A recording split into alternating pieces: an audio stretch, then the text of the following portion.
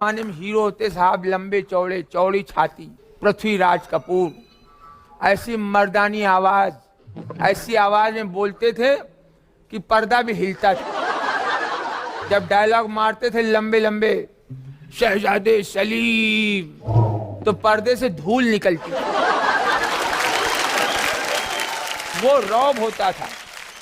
हमारे जमाने के हीरो साहब राजेंद्र कुमार, तलवार कट मूछें, प्रदीप कुमार, मर्दाने हीरो। ये छाती में बाल रखते थे, घुंघराले बाल होते थे, बाल में कभी कॉकरोच फंस गया, रास्ते ही नहीं मिल रहा उसको। वो उसमें शान की बात होती थी। आजकल के लौंडे जितने हीरो हैं सब सफा चट कराए हैं। अबे सफा चट यहाँ क्यों करा रहे हो? यहाँ एयरपोर्ट बनेगा।